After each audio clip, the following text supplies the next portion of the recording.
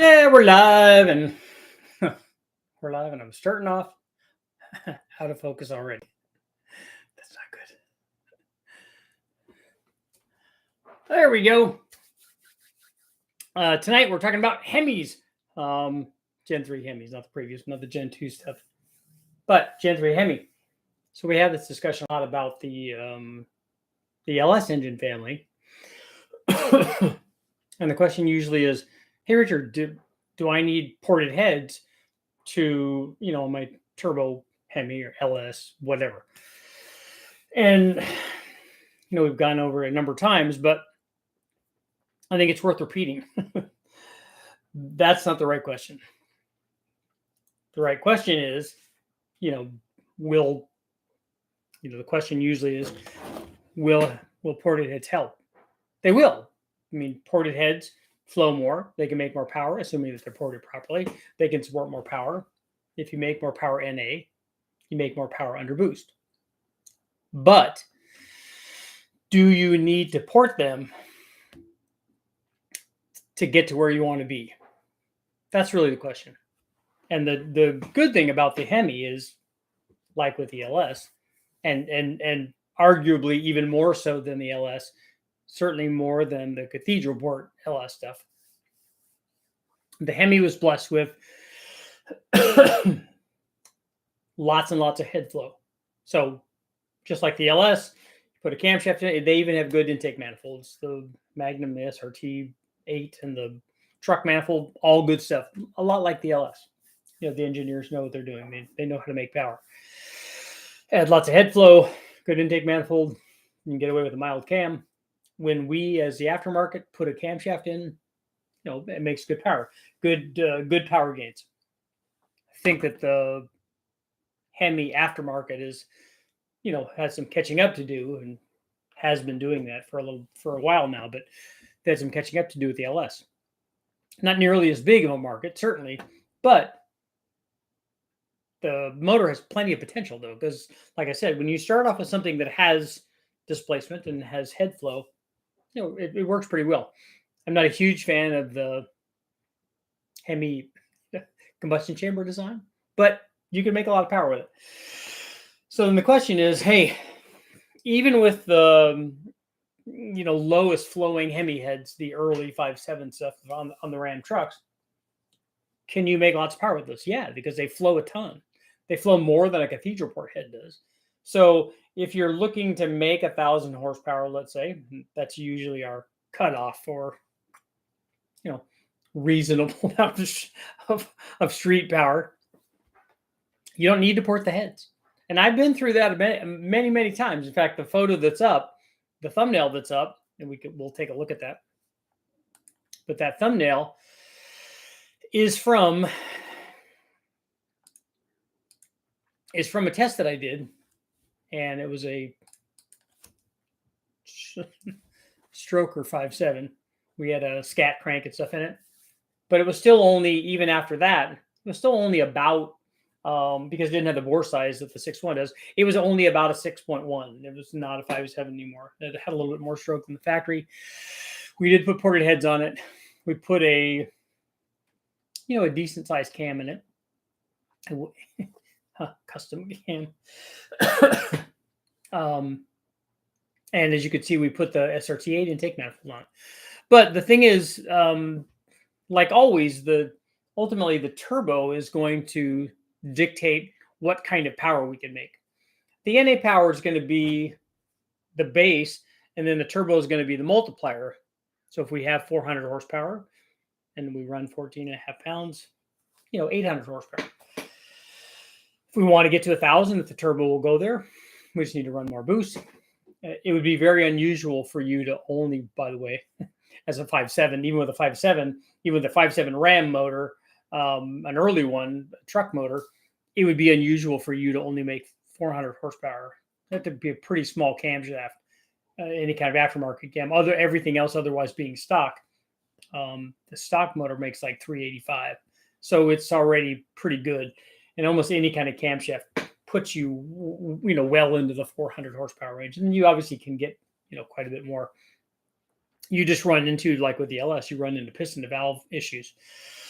But the thing is, even with a, let's say you have a 450 horsepower, Hemi, pretty big numbers come up with not very much boost. I mean, a cammed Hemi with the right springs on it, and I like to put ARP head studs on it and good gaskets and stuff. But that kind of combination at 20 pounds is into the 4-digit power level. So you certainly could do that. And I know that Hemi guys would say, and especially early on, I think that's tamed, calmed down a little bit now. But the Hemi guys, because the Hemis have had history, oh, those pistons are made of glass, they just break. All you have to do is look at them wrong. No, all you have to do is not being able to control the air fuel and the timing and detonate the motor, and they definitely will break. And also, if you don't change the ring gap, they will definitely break. The ringland is not as big as some of the other motors, not as much as the LS, but they will still take 4-digit power levels as long as the timing and air fuel are right. And this is especially the case if we, like this one, we run it intercooled, we have the right size turbo. I didn't run this on the 85, we ran it on race gas, but the 85 would have helped things even more. But the Hemi, like the LS, doesn't really need a lot of head flow. In fact, I liken the Hemi, the Gen 3 Hemi, and certainly the later stuff, the 392 and stuff, I liken those more to the LS3 of the LS family, because the ports are big on the Hemis. They have lots of flow. Like I said, more than the cathedral port stuff. The ports are big and they have lots of flow in it. So they act a lot more like an LS3 style head. But, because that LS3 head can support 600 plus horsepower, a lot of the Hemi stuff is, especially the newer Apache and someone let me know what the other one is. The later heads can support even more power. So, if you got heads that flow 300, 310, 320, 330, something like that, and even more than that, especially ported ones are pushing up more beyond 350 and towards 400 CFM, you can support a ton of power. So you can make lots and lots of power. And then if the thing becomes just like with ported LS3 heads or LS7 heads, do you have the rest of the motor to take advantage of that? So what happens, the mistake guys make is they're like, okay, I've got an LS3, I need to port the heads, put a big cam in it, and then put a turbo on it to make 1,000 horsepower. You're like, no, you don't need to do any of that. The camshaft certainly, but not a big cam. Ported heads, no, your heads already are way oversized for what you're doing. And the same thing with the Hemi. If you have the Eagle or Apache heads on something, and you can put a fairly mild camshaft in, or an upgrade cam on those motors, and then add boosts on top of that, and you're like 1,000 horsepower stuff is not a problem at all with those things. And especially if you build one, if you put forged pistons in and stuff, and or ring gap, and that's all made possible really because you have so much head flow to start out with, and even the bottom of the barrel, run of the mill kind of things, where we have the early ram heads. Those are more than enough to make, like I said, 4-digit turbo power is not an issue at all. I'm here a little early, so I'm wondering, not that many people here. Is everybody going to show up here? What's going on? I'm going to go right off to live chat. Really don't know anything about the modern Hemi. Think about it as Dodge's version of the LS3. It's that's what I kind of liken it to. But again, like I said, good intake manifolds, all of them. The the early stuff I've tested more than the later stuff. I've tested some of the later stuff. The dual runner manifold we tested on a 5.7, on a later 5.7 that the guys from Motor Trend had. They let me glom onto their test there. But the dual runner manifold, very cool. Variable cam timing, also very cool, and they were able to run it because they had the right management system to be able to do that. The dual runner stuff, obviously with a turbo, even better. Same thing with a VVT camshaft, because anytime you can broaden the power curve by whatever means, the turbo stuff is going to like that, because more torque down low, always good for the turbo stuff.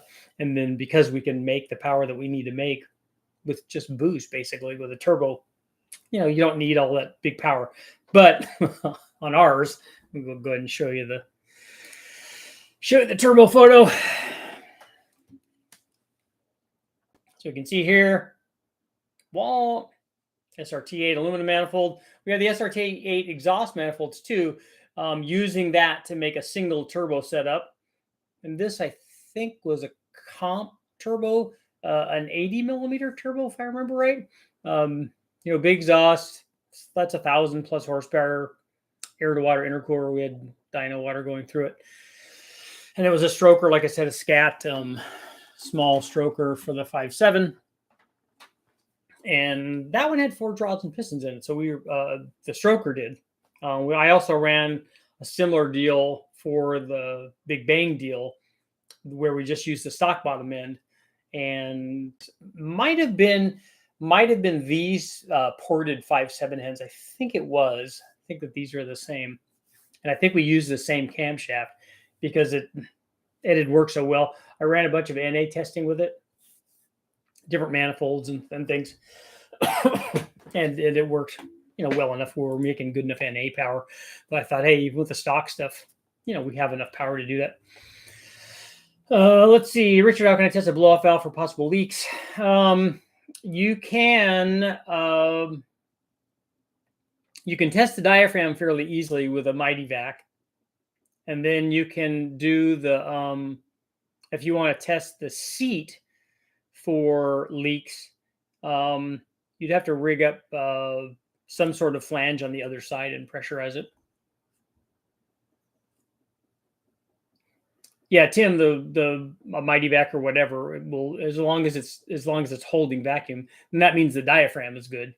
That doesn't necessarily mean that where the valve goes onto the valve seat,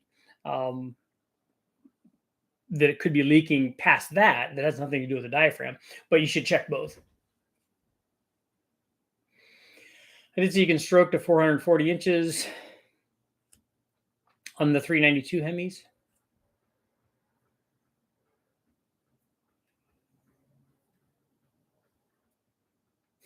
In all seriousness, pushing 400 CFM is a world I know nothing about. Can't comprehend a power possible with a turbo, given what I've done with 160 CFM. Yeah, it's a lot. I mean, if you multiply that out, that could be an 800 horsepower, you know, NA V8, and then as you start multiplying that out, you know, it becomes fairly serious. As long as the rest of the motor now will take that. That becomes the thing. Is it okay? I've got cylinder heads that will do that. Do I have the rest of the things that will do that? You know, can I now put, you know, if I put 2 88 millimeter turbos on it, is all the rest of the stuff like going to work with 88 millimeter turbos? I don't know. Maybe yes, maybe no. Let's see what you guys got going on. I did like the Hemi testing. We did a bunch of it early on when I was doing the book on Hemi stuff. I need to get back to it. I broke my last Hemi and want to get back to it, because it's, like I said, it's, you know, once you learn what's going on with the shaft rocker and the limitations for lift with that rocker setup, and then also you know, you got to get the retainer to seal clearance. Piston to valve is another issue with these things, but not if you do, you know, dedicated builds and you could put valve reliefs in it, then that works good. But like I said, the nice thing is Hemi head flow is a lot. Do Hemi cams have less overlap? I don't think so. Honestly, I don't even remember what and I don't ever go by that anyway, but I know a lot of guys think that you should base your camshaft on the intake to exhaust flow relationship. The early ones that Comp did were 4 degrees. So 208, 212, you know, that's kind of like a truck cam, 216, 220, 224, 228. They've got on the later ones, and this is an older catalog, 218, 226. So 8 degree splits on those. That's more normal, I think.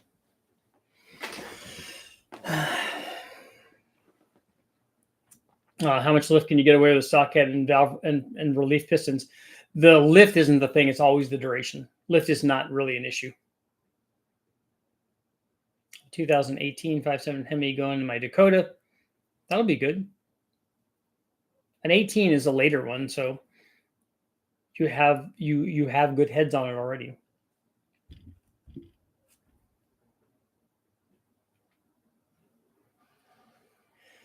Tim, I got the car up and running today. Good. Through the small turbo on the 351. Wasn't seeing positive boost on the Holly ECU until after 5200. That is weird. You got to have a leak there somewhere. It's pretty easy to test the blow off valve. You can just put just drill 2 holes in a flat plate and just put a plate between the blow off valve, or just bolt a plate on to the flange for the blow off valve and see if you get boost, because you don't need the blow off valve just to test that. In fact, we've run lots of turbo stuff without blow off valves, so right away you'll know if it's a blow off valve leaking. That's pretty simple, and that's just, that's a little piece of aluminum or whatever, and 2 holes. You could do that in 10 minutes.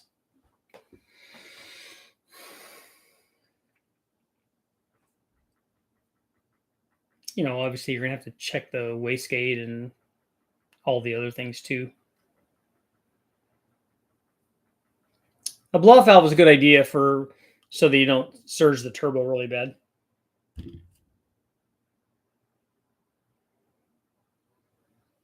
Our 5.7 Hemis is happy with boost as LS engines are. In terms of power production, they certainly are. They do not have the same. Top ringland depth that a LS does. I don't think the Hemi piston is ultimately as strong as an LS factory piston is. Is turbo flutter bad? Yeah. Surging your turbo may sound as long as it's just noise coming out the blow off valve, that's okay. But surging the turbo is not good. It doesn't like that. Still don't see Hemis and pick aparts like you do see LS truck motors. Not as many, although I do see Hemis, though. We see them. I actually see more. The last time I was at the pick apart, I saw more Hemis in cars, Magnums and whatnot, than I did in trucks, although there were a couple of truck versions there as well. But there were a few of them. You just got to be careful with if you're doing a Hemi, you definitely want to find a crashed vehicle. Hopefully somebody didn't get hurt, but the car was crashed, and so that's why it's in the yard, and not because it dropped a valve or a seat and just destroyed itself in spectacular fashion. The Hemis I see in the wrecking yards, a lot of them are disassembled. Their coil packs are gone, valve covers are gone. A lot of times that stuff is pulled off. Sometimes they take all that. Sometimes they throw all that off to the side, and then a lot of times they're getting the rockers.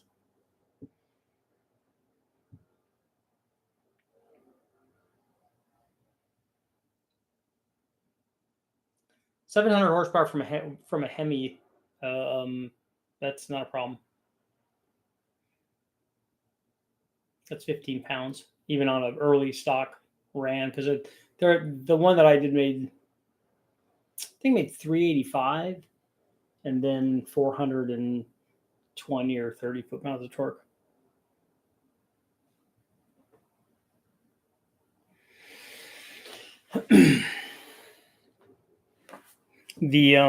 I certainly obviously need to do. I'm reloading up a couple of videos. I had to take them down, and so I'm going to put them. I'm putting them back up because I'm making some changes to them. And I'm putting them back up, but they'll go back up tonight, so they should be down and back up right away.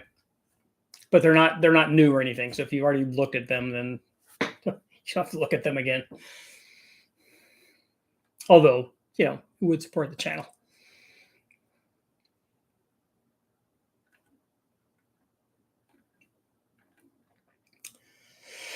So who's getting ready for the weekend? School's out now, so my sons had both finished their school year.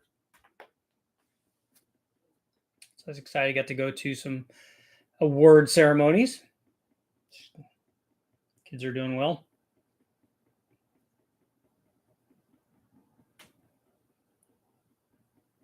I'm excited about getting back down to West Tech to do some more dyno testing.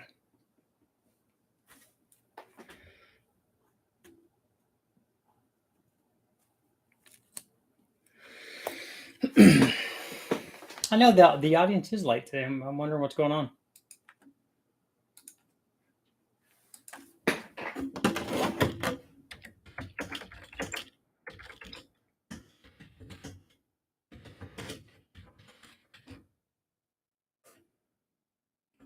Got to get a poll up though, right?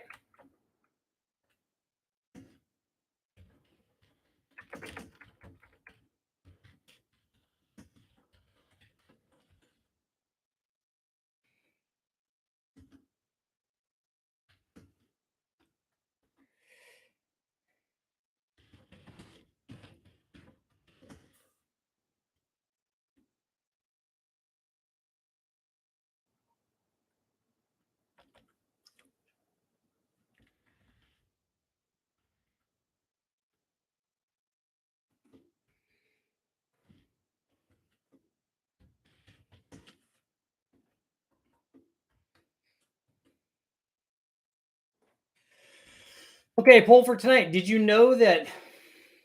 So let me know if you knew this. Did you know that Vortech once offered a twin screw supercharger? And I know that they did that because I tested it.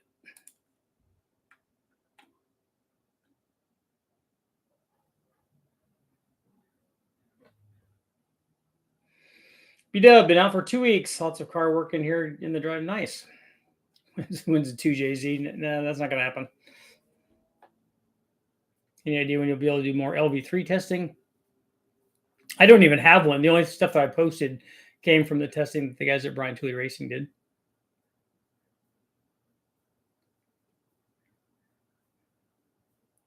Was reading David's article on polyquad heads today.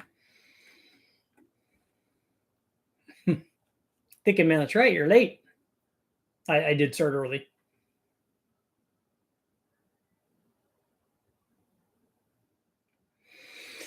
I'll ask kind of a Hemi question. Do the 6.1s and 6.4s really hate boost as much as folks say they do? No, they don't. They love boost. They make lots of power. The bad reputation that Hemi's got for boost came from a couple of things. Primarily, guys not putting ring gap in them and guys' inability to tune them because they didn't have access to the factory ECUs. For a long, long time, people could not go in and change the factory ECUs like we do with LS stuff, like LS1 edit and those kinds of things. That wasn't available for Dodge. So guys would put boost to them anyway. And naturally, they would break. And then they would put no ring gap in them, and naturally, they would break. And then at some point, they would come to a point where the ringland, basically the thickness from the top ring up to the top of the piston. Piston's not terribly strong, but that's what people blamed every time.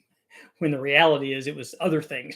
It was the two other things more often than not. It was the two other things. Probably and that's why I did the big bang on it to show people that, hey, look, it's not the piston. It's not that the piston's weak. It's weaker, I'm sure, ultimately than an LS piston is.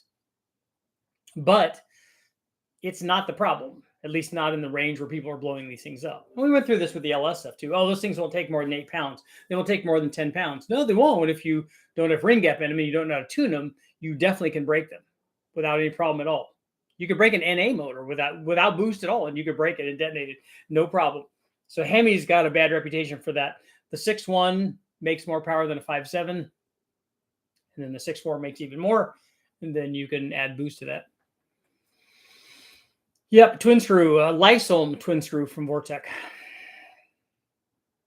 Look, nobody knew that Vortech had a. So does that mean I need to put that? Do I need to put that video up where I ran the twin screw on it, because I did a 383 stroker with that twin screw on it.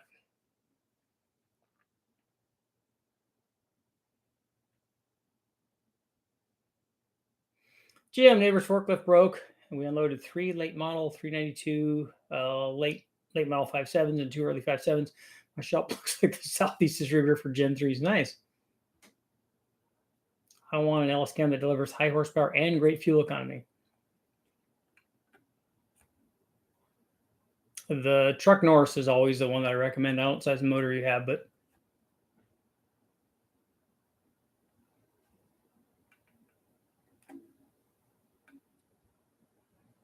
find me a trick flow box intake for my 351. Box R. I'm going to do a video on those.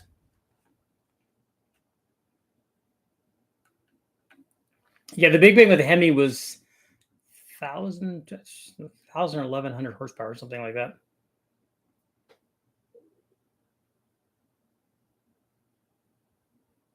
And like I said, if you start off with a good amount of NA power, it's just a multiplier.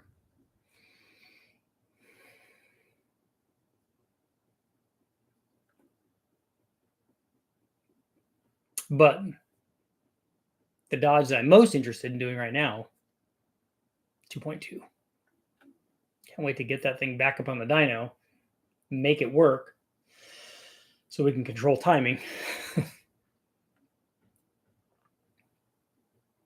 And then do some testing.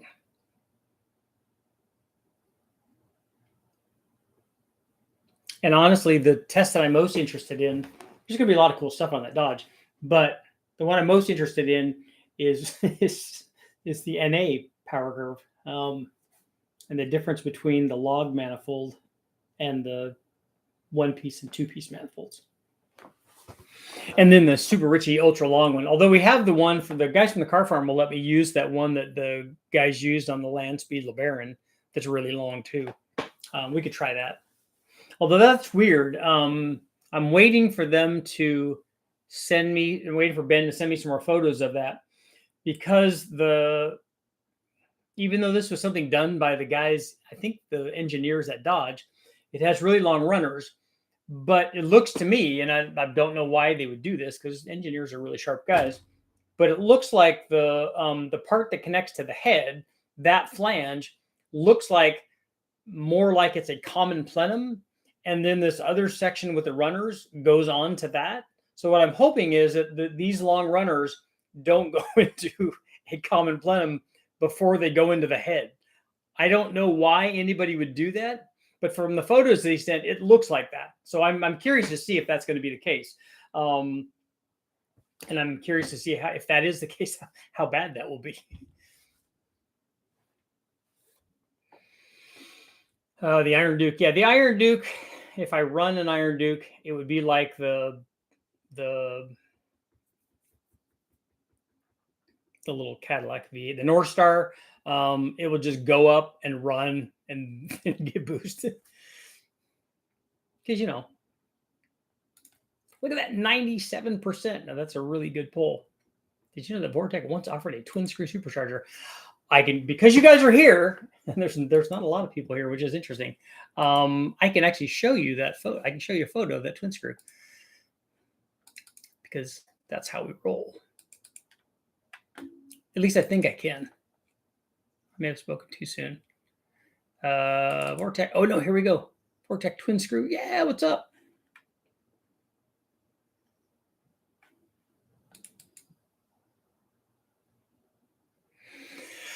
Okay, who's ready? Raise your hand. And there you have it. The Unicorn Vortech VTS Vortech twin screw. It's a Lysholm supercharger, and as you can see, it has an air-to-water intercooler. I'm sure that's I think I have photos of that intake manifold too. It's a sandwich intercooler in there, and then a big common plenum. Got a blow-off valve, or actually a bypass valve. It's pretty cool though. I think I need to do a story on that. Obviously, people don't remember it or people don't know about it.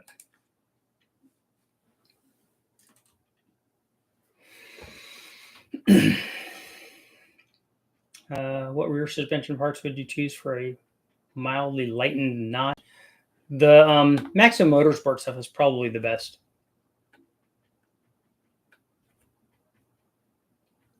I don't know why they stopped doing that. I don't know what the marketing reason was for that. Let me see if I think I have any photos of the inside of that. No, just close-ups of I don't think we ever took that apart.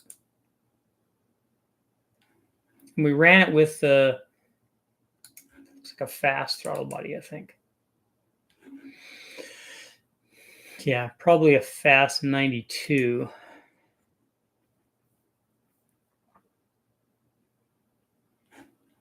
A 105 would have been better. Because as we know, you want to put as much throttle body on a supercharger like that.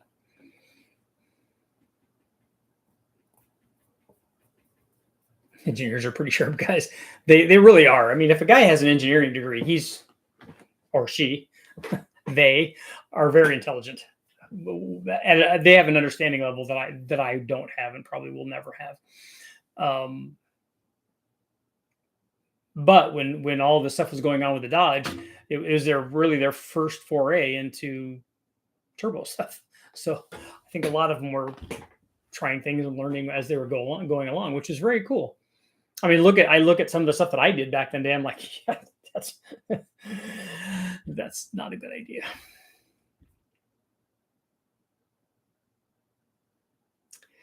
Underdog, I did look at the bubbler thing. I knew what you were talking about. We already knew what that was. The only thing I don't know is that size hole. I don't know how much boost you would lose for that. Plot twist: someone put a Vortech badge on the blower to mess with Richard. That would be a good conspiracy theory, except that Richard did the test on that. That's pictures of Richard there putting the blower on and running the test. And I think Bob from Vortech was there when we did this test. Bob's a good guy. We go way back. We go back to the 5-liter days.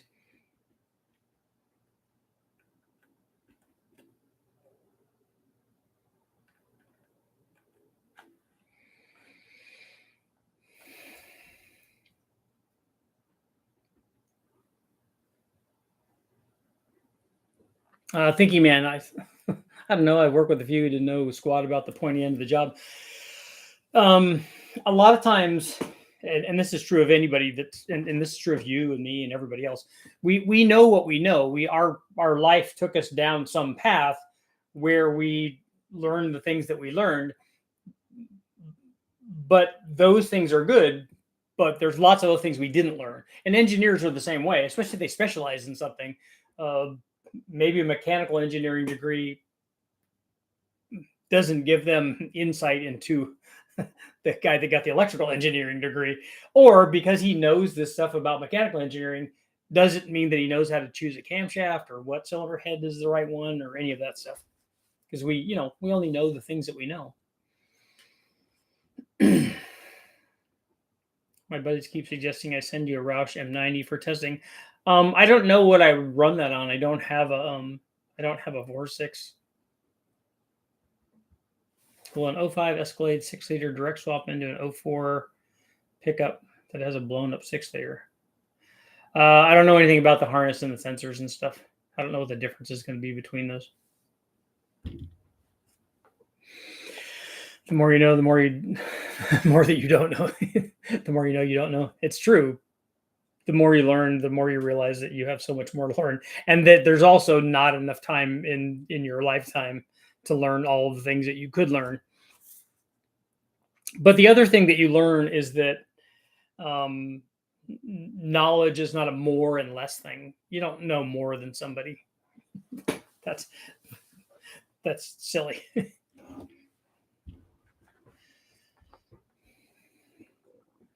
Where's our poll at? 90, still at 97%. Nice. The more you know.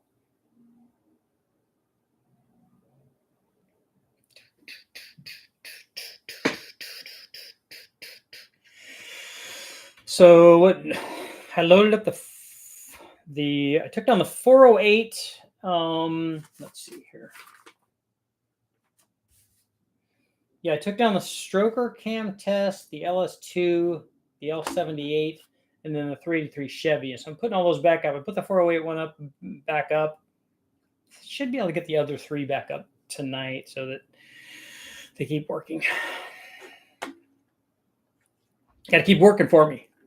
Got to make that 20 cents a day or whatever.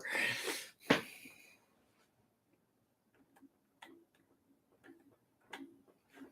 see if I can look up I think I have those blower data.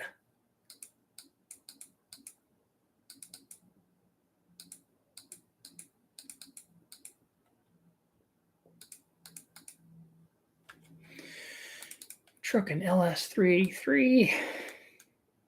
There it is. I'm thinking that this was like a 600 horsepower thing that we did. And I did. Oh, this would be a good test. I did some. We did some measurements of between the throttle body and the supercharger to see how much vacuum there was, because I figured at this power level that we were going to have vacuum, and we did. There was 2 inches of vacuum, which is a lot. That was at 665 horsepower. Yeah. So lots of vacuum.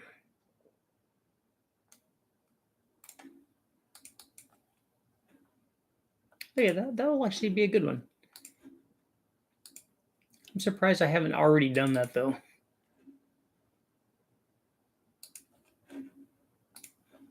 I'll have to look on there and see. I can't remember. So it happens when you do a lot of testing.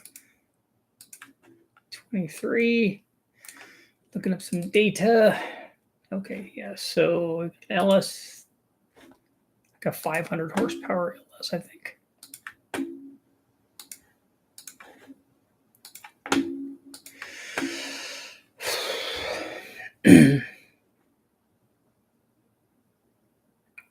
Wow, that thing should have made more than that.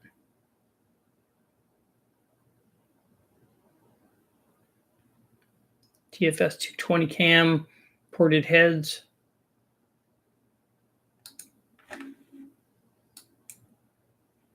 Should have made more NA power than that.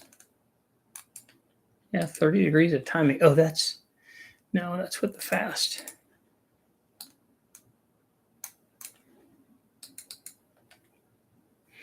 It did not make very much power with the stock truck intake, that's for sure.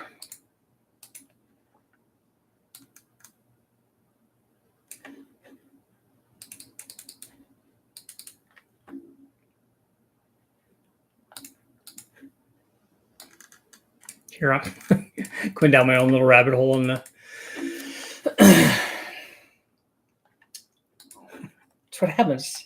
See, you guys distract me. I could be looking at data.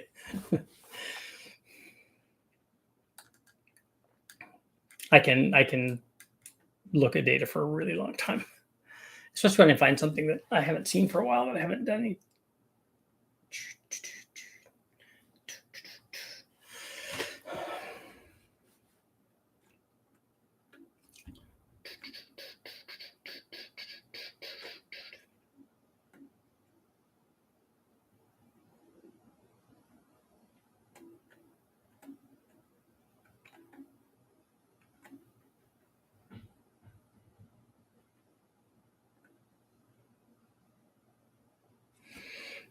Reloading. That's true. You got to try. You got to try and not be afraid to fail, and then that's experience and that's learning. And then put that in your pocket.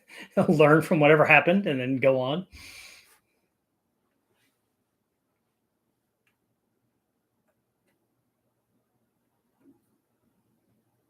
God, baby machine. So engineers could have heroes too. Nice.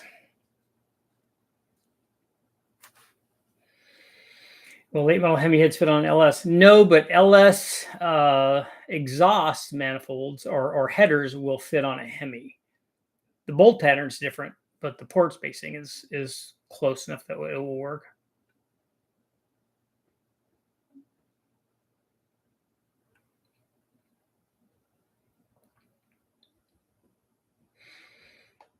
Because I was going to use the up and forward or the LS turbo manifolds, like the ones I use on the Big Bang motor. I was going to use those on a Hemi, and it just required basically flanges, so the flanges would allow me just to change the bolt pattern. Otherwise, they would just go on.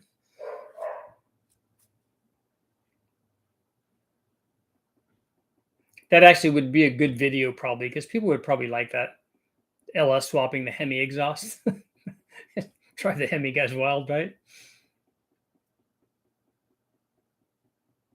And I think, well, now that I'm thinking about it, I think the problem that we ran into was the way that the exhaust exits the Hemi head. It's not like straight out or at a mild angle. It's down, and I think that was part of the problem.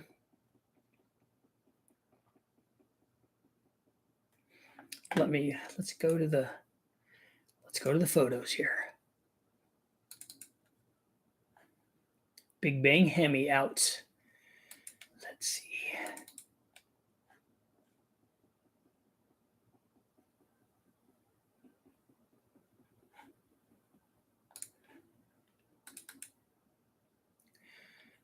Seven Hemi.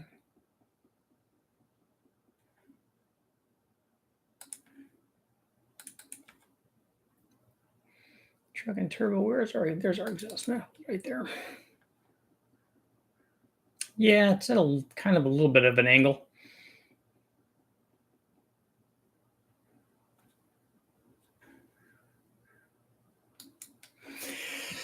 I don't know. It might still work.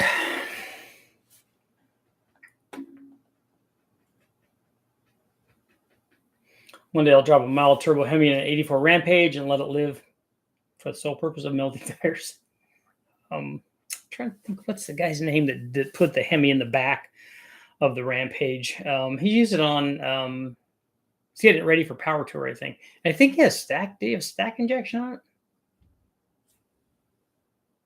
My dad's Steve Repairman. He's got an ultimate set of tools. I can fix it. That's cool. You can't fix that. Oh, we're down to 93%. Got one more guy, I guess, that knows about the twin screw. Now everybody does. See, now if we ever have that poll again, it should be 100% the other way, right?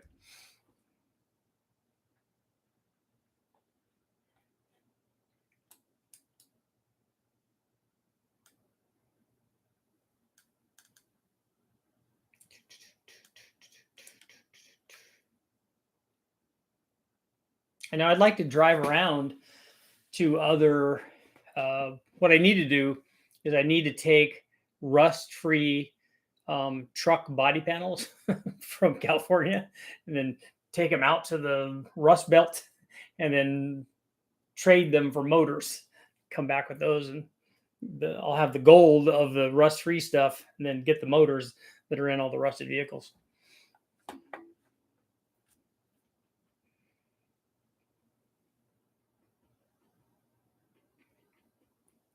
I know when you're talking about. The chassis was from a kit car, and he had an ITB on the 392. Is that what the chassis was? I knew that he had the body on there. I didn't know if it was originally a Rampage deal.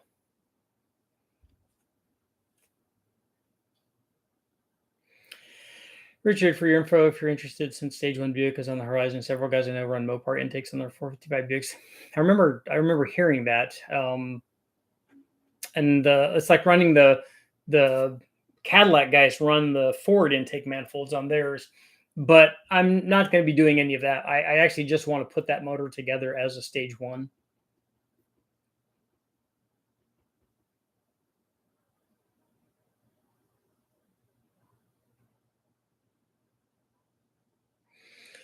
Been watching a lot of videos lately, getting ready to drop a LS1 into an RX-8. Somebody here, somebody here has that, so you might want to reach out to somebody. Somebody here has an LS and an RX-8. So he's been down that road. It's always good to talk to somebody that's already done the thing and potentially made mistakes, figured them out.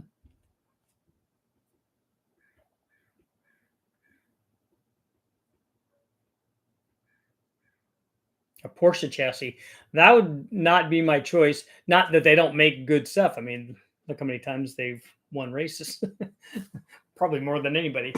But it's not cheap though. No Porsche chassis is going to be like a cheap swap deal. Although I would like a 928 with a LS in it would be good. So would a BMW 5 Series BMW. Just like all stock with air conditioning and all that stuff. Although I would want nice wheels and tires, suspension and brakes, and here we go. This is all that stuff. But something that had like, even a 500 horsepower, 550 horsepower, 6-liter, something that had, a reasonable kind of camshaft in it. That would be a fun car. Recently got a Buick cam by accident. Another guy got my big block Chevy. Does anybody have a stock stage 1 Buick 455 cam just laying around?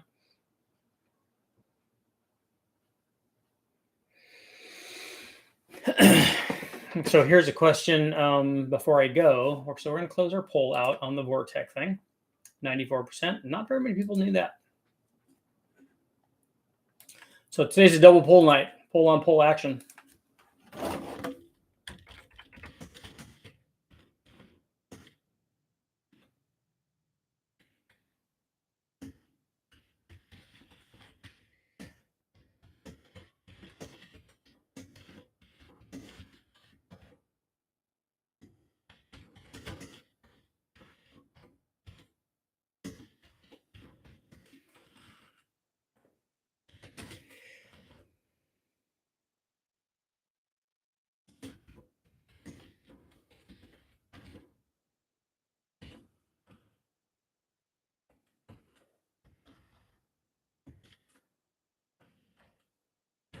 Okay.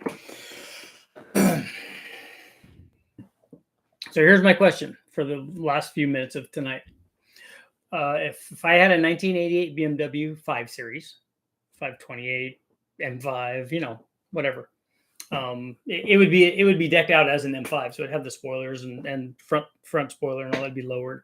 So the 1988 5 Series, would it go 200 miles an hour top speed with a 600 horsepower in a 6-liter, LS stroker in it? Basically, is 600 horsepower enough in a 5 Series BMW to go 200 miles an hour? Let's see what you have. Let's see what you guys got going on. Buick cam has to be worth more than a big block Chevy cam.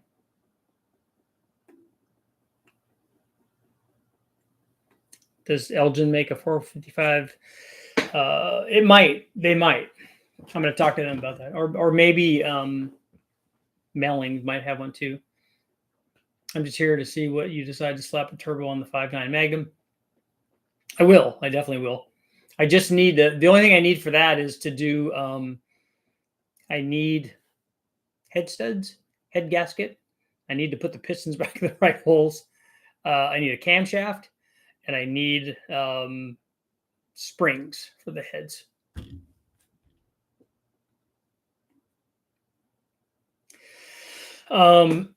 Robert, not on the salt flats, just on the street. I mean, assuming I had enough room to run the thing as fast as it would go, will it go 200?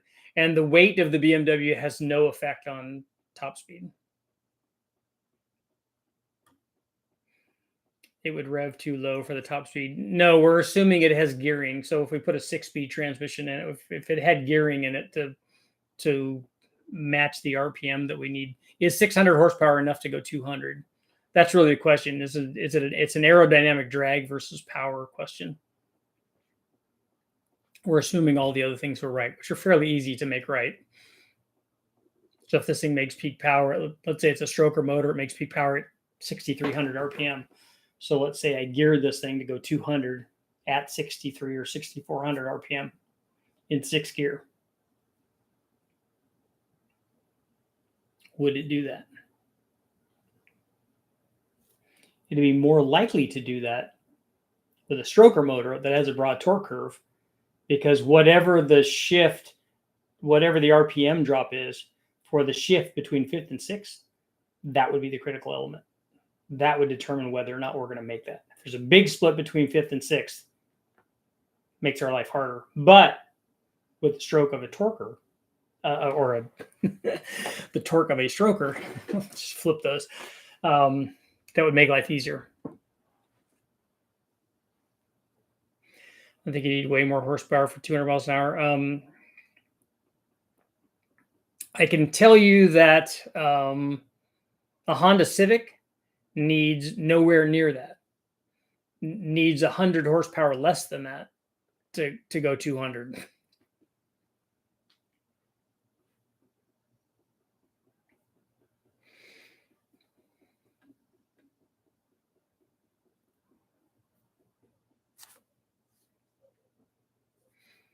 We know that with less than 400 at the tire, a Civic will go 200.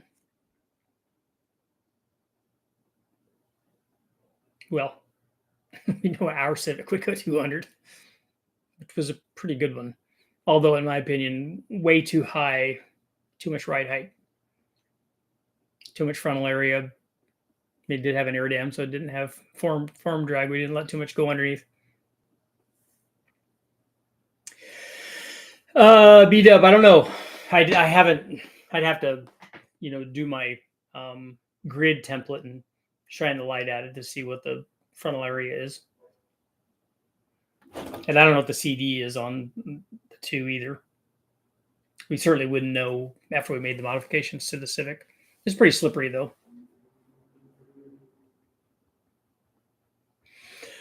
Thinking man, the weight of the vehicle has no effect on top speed. I don't say no effect. It has almost no effect.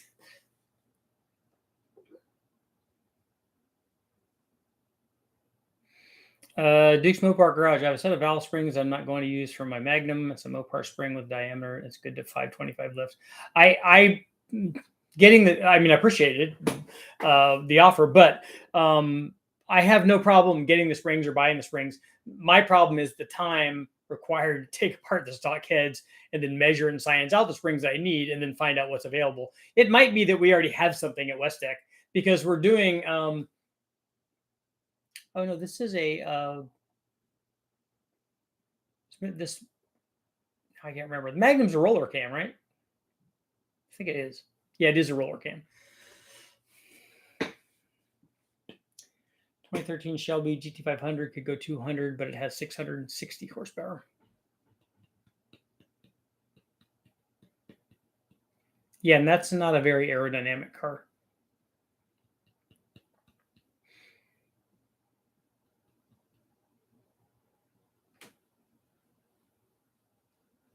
That's why a Corvette is so fast. It's very aero.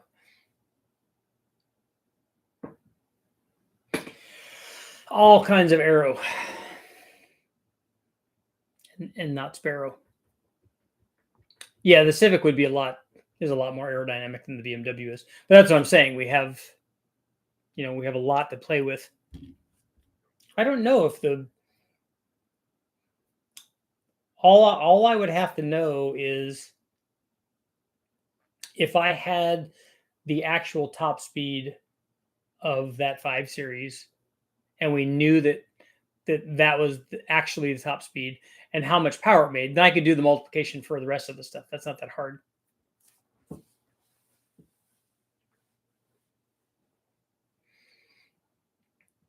So for every 25% increase in speed, you need 100% increase in power.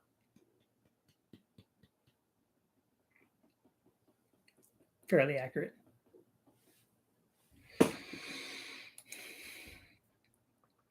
poll is leaning toward the no, 54%.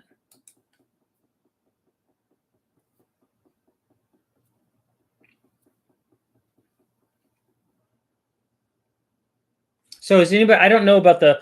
I haven't played with the Magnum heads. Is anybody using like LSB hives or any of those?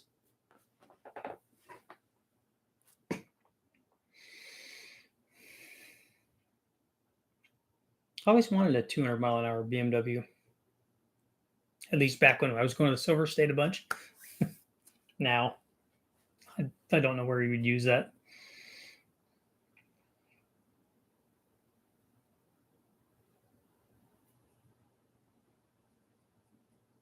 But, you could say you have it.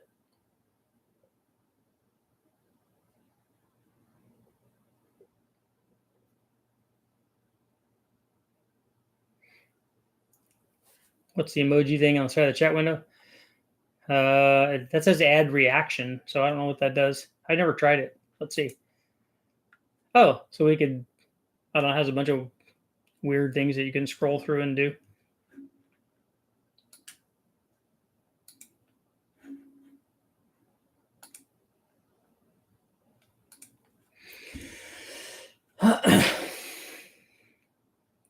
A 2002 with 600 horsepower. How about an M1 with 600 horsepower? That certainly would go 200.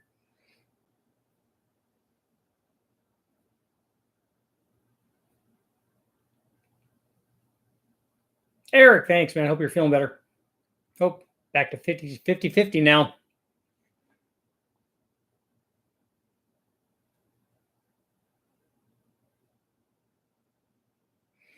How much horsepower did Detwell have in the Grand National when we beat the McLaren F1? A Grand Nationals never beat a McLaren F1 for top speed. They were just in different classes, I'm sure.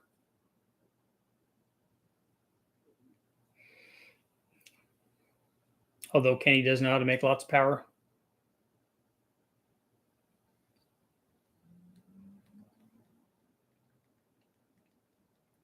Does anybody know if Vizard has done has he done ported Magnum heads? I need to talk to him about that.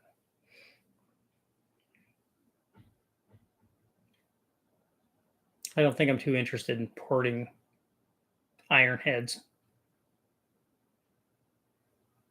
I wonder if Dulcich has any.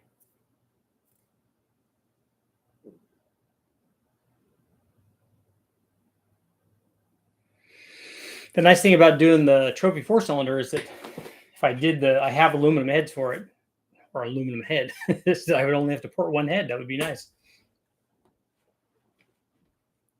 They're working on a 318 head. Is it a Magnum head or is it a LA head? And is the 318 Magnum head different than the 360? Too much effort for a little gain on a Magnum head. Can't a ported Magnum head flow more than a ported LA head? I'll go ahead and close out our poll. 53% saying yes. Now we're up on the yeses now. That's all I like to hear. But we got to put that positivity out in the world.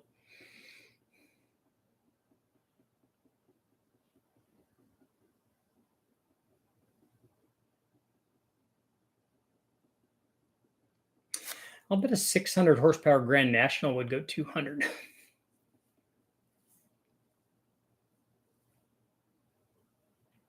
I know the Mustang, my Mustang would go 200 with less than 600 horsepower.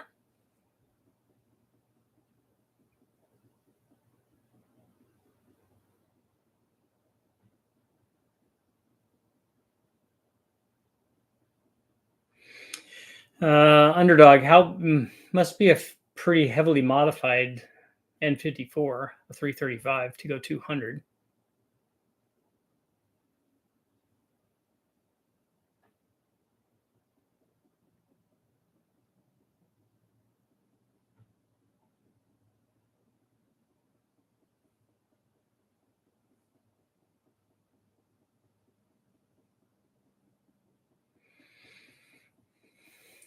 Yeah, the NASCAR cars. I remember when Road and Track did the shootout with the Monte Carlo versus the Porsche. It's a 962, I think, and the Cup car went 240, so it was fast. And I think that the Porsche only ended, even with the long tail and stuff in the gearing, I think it only went, I think it only went to high 220s, if I remember right. It's pretty fast for a Cup car.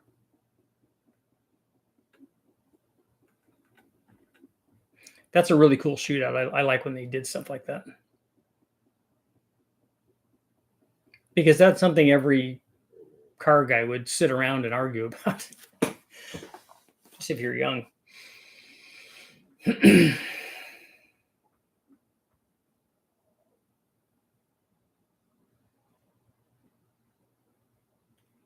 And on that note, it's time to go. I got to get these other videos up so that they're not lagging. And then now I don't know what the next video will be for tomorrow, but I'll come up with something. But I will be back tomorrow so we can all talk. Thank you, guys. I will see you tomorrow. Grand National Dreams.